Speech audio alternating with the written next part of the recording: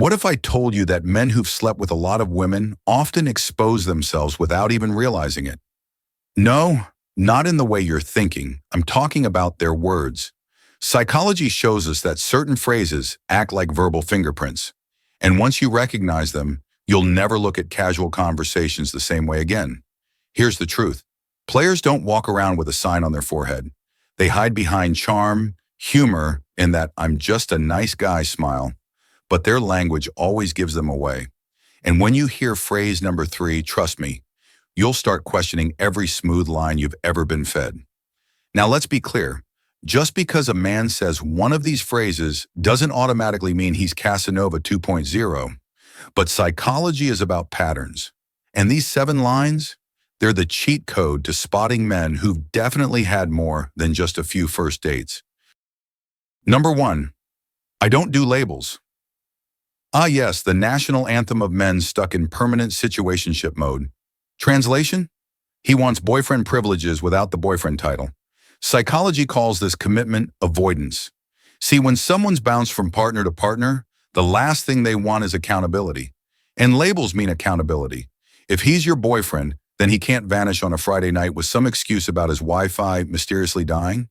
But here's the kicker. Guys who hate labels still expect you to play the girlfriend role. Cook for them? Yes, please. Answer their 3 a.m. meltdown texts? Of course. But dare to call him your boyfriend? Suddenly, he breaks out in hives.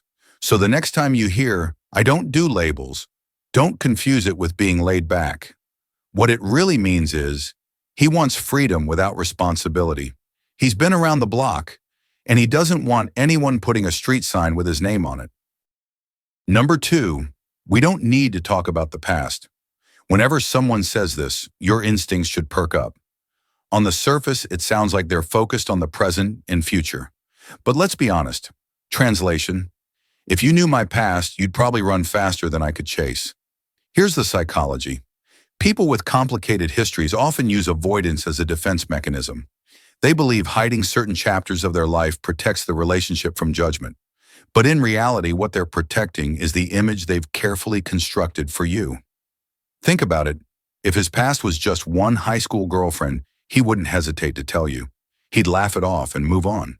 But if his history looks more like the cast of an entire Netflix series, suddenly he's Mr. Privacy. And whenever someone says the past doesn't matter, it usually does. That's like your boss telling you not to worry about the fine print in your contract. The fine print is exactly where the skeletons are buried. Now, does this phrase always mean disaster? Not necessarily, but paired with other red flags, it's a warning sign. The real question is, what exactly are they trying to avoid?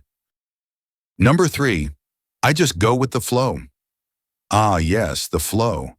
That magical river where accountability sinks and commitment drifts away like a paper boat.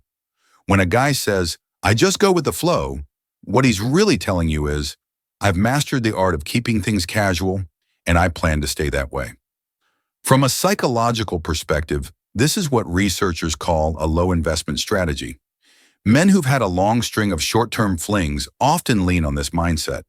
It keeps things fun, light, and, most importantly, free of responsibility.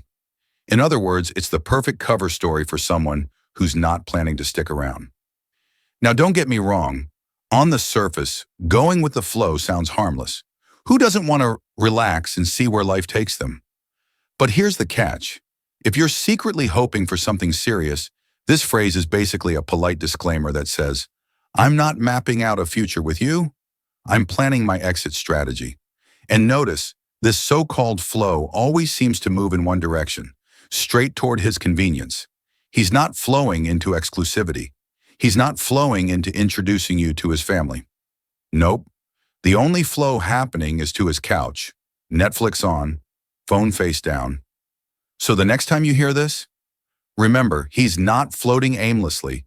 He's been on this lazy river many times, and he knows exactly where to jump off before reaching commitment falls. Number 4, we had a thing, but it wasn't serious. Ah, yes, the classic line. If women earned $1 every time they heard that, Jeff Bezos would have competition.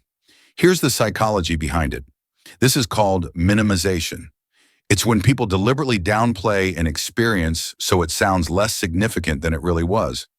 Men who've been with a lot of women tend to shrink every past relationship into just a thing. Why? Because if they admitted every one of them was serious, you'd start to realize he's basically been serious with half the zip code. And let's be honest, not serious usually translates to, we texted at 2 a.m. She made me pizza rolls and I disappeared after 3 weeks. It's not that it didn't matter. It just didn't matter to him. So the next time you hear it wasn't serious, don't shrug it off. Translate it correctly. It wasn't serious to him. But if you ask her, oh, trust me, it was definitely serious. Number 5, I'm not like other guys. Ah, yes, the oldest trick in the Playboy handbook. The classic, I'm different line. Here's the truth. If he has to say it, he probably isn't. Psychologists call this impression management. It's when someone tries to actively control how others see them. Men who've been around the block know the stereotypes, so they pull the ultimate reverse card. Don't lump me in with those other guys. But here's the kicker. Guys who actually aren't like other men never announce it. They don't need to. Their actions prove it. The ones who shout it from the rooftops? 9 times out of 10, they're just trying to distract you from a dating history that looks like the extended cast of Fast and Furious. Saying I'm not like other guys is basically the male equivalent of, trust me, I'm totally over my ex. The more they say it, the less you should believe it. Number 6, I don't believe in settling down too young. On the surface, it sounds smart, profound even. Like, wow, thank you, Socrates, for blessing us with your wisdom. But in psychology terms, this is just a justification strategy. It's how people turn temporary choices into grand philosophies. Men with high partner turnover love this one. It makes keeping their options open sound noble. The translation? I'm not against marriage. I'm just against marriage anytime soon. Like maybe not this decade. And here's the kicker. This line doesn't usually come from men who are actually too young. You'll hear it at 28, at 35, at 42. Still too young. Ask them again at 65, and they'll probably say, well, I don't want to rush things. Number 7, I just need my space. Ah, yes, the grand finale. I just need my space. This phrase has been thrown around so many times, it deserves its own Hall of Fame jersey. Psychology connects it to one thing, fear of intimacy. Men with a long history of casual partners usually whip this one out the moment things start to feel real. And by real, I mean you start expecting accountability. Here's the translation. I like you, just not enough to give up my freedom. Now don't get it twisted. Healthy people also need space, but they communicate it differently. Hey, I need some me time this weekend. Balanced, respectful. The man who's been around, he uses space as an escape hatch. It's conveniently timed, always right after you bring up clarity, commitment, or labels. Coincidence? Nope. And here's the truth.